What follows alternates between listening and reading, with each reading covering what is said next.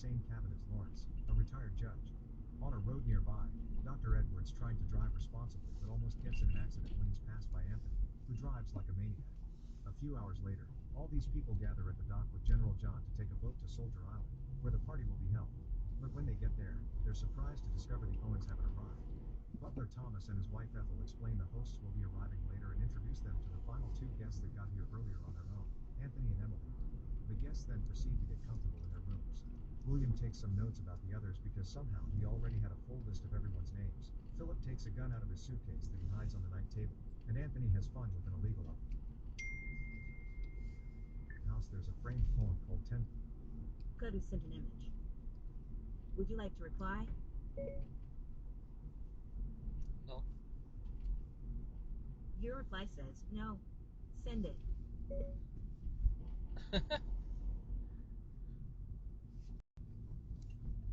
Your reply says, no. Send it. Cancel. Okay, I won't.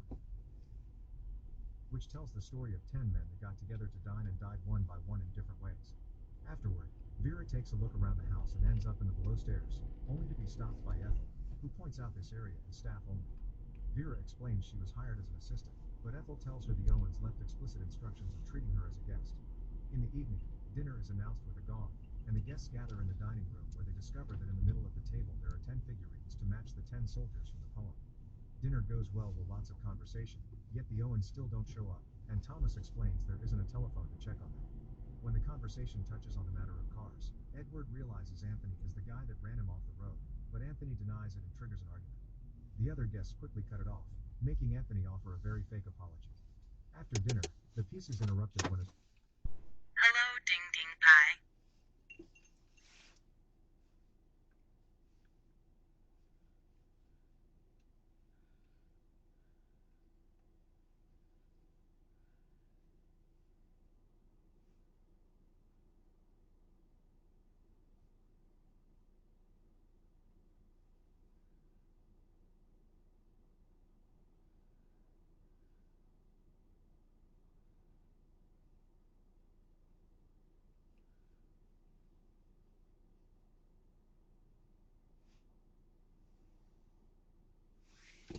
She, Olivia, and the child Cyril were having a nice day on the beach, and Olivia had to scold Cyril for wanting to swim when he wasn't strong enough to do it.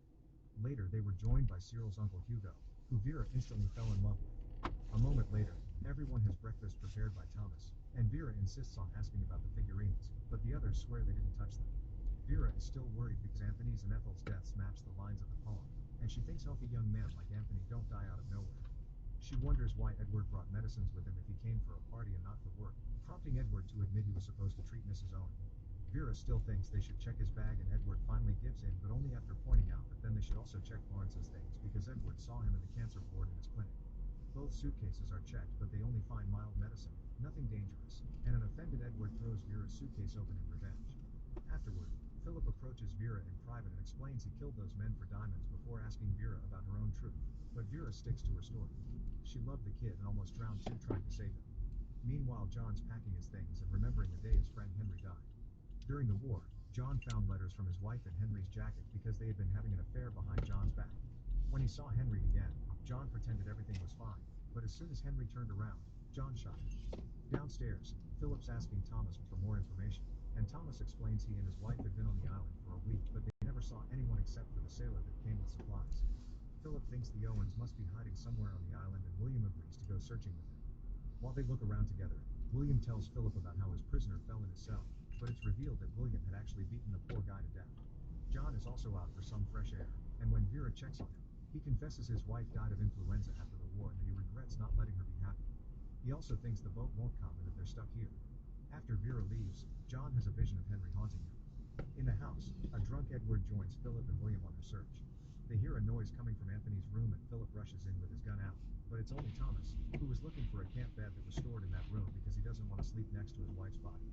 Unlike the guests, he isn't allowed to leave when the boat comes. In the meantime, Vera helps Emily with her wool and gets to hear her story, which she hadn't wanted to share in front of the men. Emily had hired a foundling girl as her maid and taught her all she knew, but the girl got into trouble and Emily refused to help her, so the girl ended things for herself. After Vera goes inside for some tea, Emily notices there's a storm coming, but the birds are actually strange.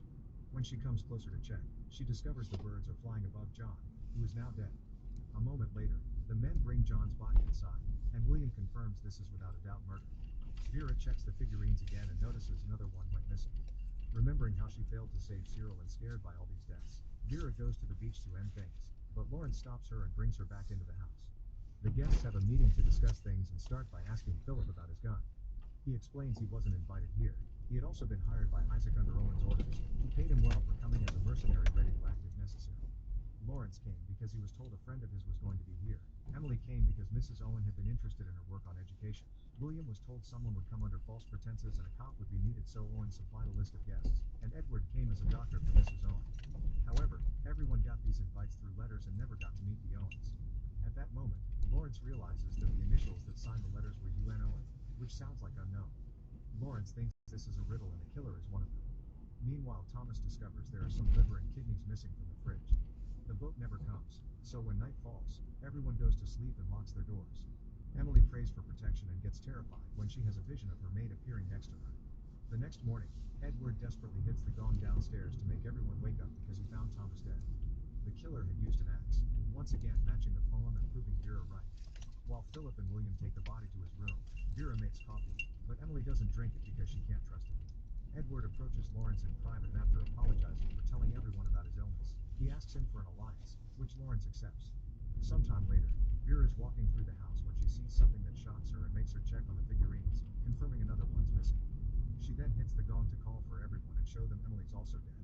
The killer used a knitting needle to imitate the bee's sting from the poem. After taking Emily's body to her bed, Philip returns to his room, only to discover his gun's gone. He calls for a meeting and points out he had locked his room, which means someone must have a master key. An argument begins as they start accusing each other of being the killer, and the tension only goes away when William offers as an alibi that he had been constipated in the bathroom. Afterward, they search every room for the gun, and they even undress to only wear a towel or a robe in order to avoid hiding anything in their clothes. Vera changes into the swimming suit she had been wearing the day Cyril died, which makes her remember how Cyril had wanted her to marry Hugo and be his aunt. When she looks at herself in the mirror, Vera finally notices that there's a strange hook on her ceiling. Later, when Vera sees Philip in just a towel, she decides to undo her robe as a silent method of flirting, and they agree to start calling each other by their first names, unaware that Edward's watching them. All the bedrooms are clear, so the group begins searching the rest of the house, but they don't find anything. For dinner, they eat directly from the cans to make sure nothing is poisoned, while the camera reveals the gun and the key are hidden inside a bare rug. Later, while they drink, Vera keeps thinking about Cyril and a conversation she had with his mother. Olivia explained she hadn't known she was pregnant when her husband died, so Hugo stepped in to inherit everything. But when Cyril came along, all his dreams of fortune were shattered. Vera decides she wants to make some tea and everyone goes with her to the kitchen for safety. The men take the chance to ask Lawrence about all the death penalties he's given, and Lawrence admits he went to see every criminal die because it was his responsibility. The recording had accused him of killing Seaton, who the news thought was innocent, but Lawrence had been given Seaton's diaries where he wrote all the dirty things he did. Seaton had been different because he refused the hood in order to look Lawrence in the eye while he died, and the hood still haunts Lawrence. Hearing the word haunt makes Vera see Cyril standing nearby, but also makes her remember getting frisky with Hugo on the beach. Afterward, Lawrence goes to the living room to read and Vera returns to her bedroom. While she's washing her face, Cyril appears behind her, and suddenly a hand appears on the sink and tries to kill her. As memories of Cyril's death flood her mind, Philip and Edward come to the room to find her on the floor, explaining she had had a panic attack. She turns down the brandy that William brings her because she's suspicious, so Philip goes looking for a closed bottle. The group begins to drink and discuss the weird hook in Vera's bedroom, but they suddenly realize Lawrence didn't come when Vera screamed. They rush downstairs and discover Lawrence had been shot in the chair, just like the poem says. The body is taken to the corresponding bedroom, and while everyone argues over accusations, Vera finds another figurine gone. The group hates the fact they can wait to die, so they decide to throw a party where they get drunk and consume Anthony's illegal uppers while listening to the recording with the accusations. Philip and Vera get very close while dancing, and Edward tells William about his suspicions of the young couple working together. Philip promises Vera that he'll protect her, and when it's time for everyone to go to bed, Philip follows Vera to her room so they can spend the night getting busy. Meanwhile, William thinks about the night his prisoner died. The poor boy had been accused of watching other men inappropriately in a public bathroom, and William tries to imagine himself letting the guy go, but even in his imagination he ends up killing the guy. At that moment, William hears a noise and leaves the room to discover Edward running downstairs, so he goes to pick Philip up to go after him together. Vera is left alone in the room and begins thinking about the past again. While she was in the hospital after she almost drowned trying to save Cyril, she was visited by Hugo, who acted very cold toward her. He informed her she was fired because there wasn't a kid for her to watch anymore, but he left her some money and refused to see her again. Sometime later, Philip and William return without having found Edward, but Philip does find his gun just lying on his bed and another figurine goes missing. Vera remembers that the next death is by a red herring and thinks Edward's still alive, especially since the party had been his idea. William begins wondering if they're all already dead and this is hell, finally admitting he did kill his prisoner, and Philip has to calm him down. Afterward, William begins looking for Edward, only to suddenly see a huge bear coming after him. Philip and Vera go to the cliff with the intention to start a big fire that could get a boat's attention, but they realize William didn't come with them. They return to the house and find William dead under the bear rug, matching the zoo bear from the poem. Now there are only two figurines left on the table. Then Philip and Vera return to the cliff, noticing something on the rocks now that the tide has lowered. It turns out to be Edward, who is also dead. Vera asks Philip to move the body, but as soon as he turns around, Vera steals the gun from his pocket, thinking he's the killer. Philip tries to take the gun from her and in the struggle, his shoulder shot. Vera then shoots all the remaining bullets until he's dead. As Vera goes through a breakdown, she remembers the day she testified in court about Cyril's death being an accident. She explained that she ran as fast as she can to save Cyril yet didn't make it in time, and everyone believed her except Hugo. When they talked in private, Hugo pointed out he saw her run while playing games and she was very fast, thus he believed she slowed herself down to let Cyril die. Vera denied it, but in her memory, it's revealed Cyril didn't sneak off. Vera told him to go swimming and she did slow down on purpose so Hugo could inherit the money. At that moment, Vera sees Cyril again, who takes her back to the house to show her the hook in her bedroom now has a rope. Vera gets in the chair and decides to end things like in the poem, only to change her mind when she sees the door open and Lawrence comes in. In her shock, she accidentally kicks the chair, so she tries her best to stay up while barely breathing and hearing what Lawrence has to say. It turns out the Owens don't exist, and everything had been a plan by Lawrence to get justice for all the people the guests killed. He had faked his own death using the liver and kidneys he stole from the fridge, and everyone believed the doctor when he confirmed it, but Edward had lied for the sake of their alliance. Lawrence explained Seaton's diaries weren't made public because they were too disturbing, but they woke something in Lawrence, and when Seaton looked at him when he died Lawrence finally understood they were the same. Lawrence's tumor never got better and he's planning to use the gun to match his own death with the poem. That way the police will find 10 bodies but no murderer because they'll be chasing after the non-existent Owens. Vera tells him there aren't any bullets left for him, so they should lie together and tell the police Philip killed them all. However, Lawrence moves the chair and finally kills Vera as he reveals he still has the bullet he took from the gun to fake his own death. Afterward, Lawrence goes to the dining room and puts the 10 figurines together again. He prepares the chairs and drinks to make it look like he had company, then uses the gun to finish the plan exactly like the poem. Make sure to subscribe and turn on notifications so you can watch more videos.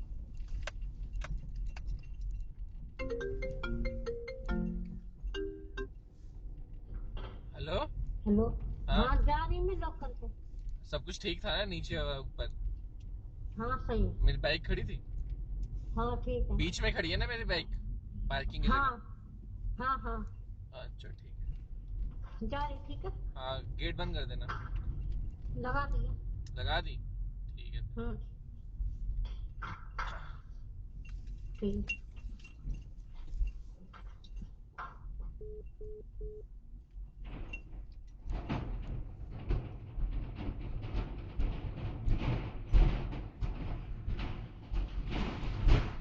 Specifically in the Sahara Desert, a scientific expedition team has been hit by a sandstorm after months of work.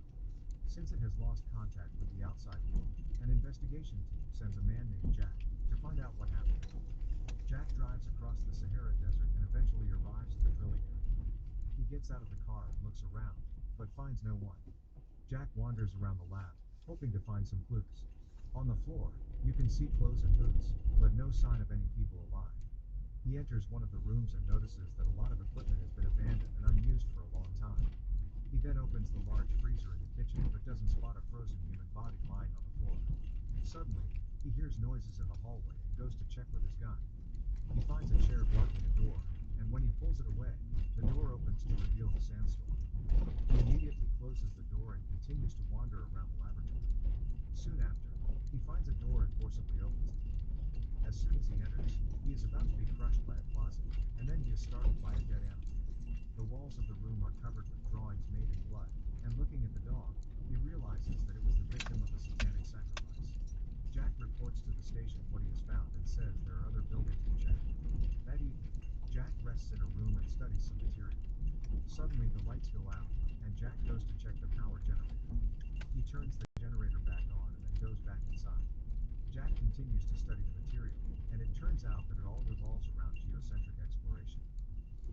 goal was to explore the subsurface to discover new thermophilic organisms. In a video, we see the scientists celebrating the new discoveries, about which we still know nothing. After eating, Jack goes to sleep in his car, and when he is about to fall asleep, he sees dozens of hands covering the windows. He is startled but realizes that it is only a hallucination. Upset, he grabs a blanket and goes to sleep in a room in the building. The next day, Jack goes outside and notices that the desert has calmed down. Jack scans the area with his car and finds a small building with only one room. Inside, he discovers fresh coffee that was brewed just moments ago. He gets back into the car and radios headquarters, but just then someone suddenly appears from a distance. Jack looks through his binoculars and sees a woman running from a distance. Jack looks at her with a suspicious look as she goes to take a shower. Jack follows her inside and asks for her identity. The woman reveals that she is a doctor named Jenny Christensen, and that the leader of the scientific expedition is dead. Jenny wants to go away from this place as soon as possible, but first, Jack must update the headquarters. Jack calls for reinforcements and reports that something strange has happened at this place. His superior tells him that he needs to find out more about Jenny and the scientific research. While they wait for reinforcements and food supplies, Jack goes to the freezer to check on the dead body of the chief doctor. Jack discovers that Jenny lied to him about the man's cause of death and becomes even more suspicious. Jenny insists that they must leave, but Jack doesn't listen to her and goes to lunch. The two begin to get to know each other more, and Jack reveals that he has been a widower for years now. Jack notices the drilling area and asks Jenny to talk to him about it. The drilling project carried out by the expedition team has reached a depth of 14 kilometers. Jenny says that sometimes a strange noise can be heard, as if demons are screaming. Jack is increasingly curious and throws a ball of paper inside, but Jenny tells him it will take 5 minutes for it to reach the end of the pit. Jack accidentally throws the flashlight, and bloodstains can be seen on the walls of the well. Jack remains silent for a moment, then begins to feel dizzy. Jack realizes that Jenny was not in the celebration video or even in the photos. Then he is hit in the head by something and falls to the ground. Jenny helps Jack and takes him to the base hospital. She locks him in and goes to her car to run away, but she can't find the key. In the process, Jack notices drops of blood falling on him.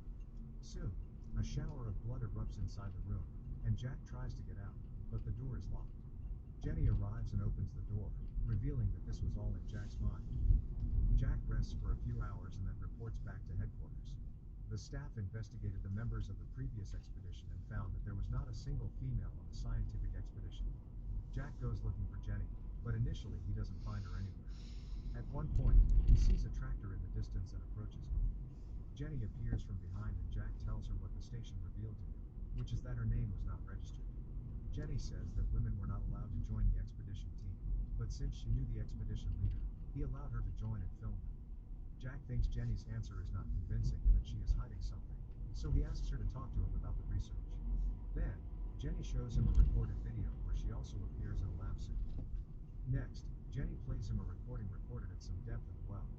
Apparently, it sounds like the wind is causing the noise, but as soon as they change frequencies, they hear people screaming. Then Jenny reveals that, as time goes on, more and more strange things begin to occur. Scientists were hearing bizarre noises and having supernatural visions. Some team members claim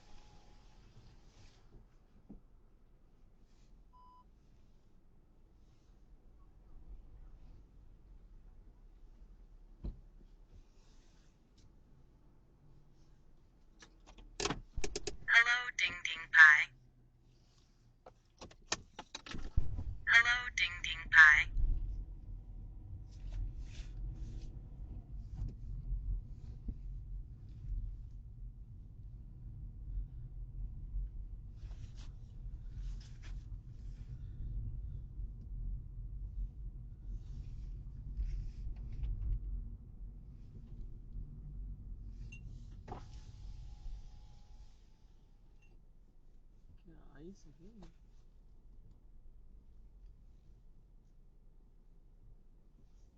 ice लग रहा है मुझे।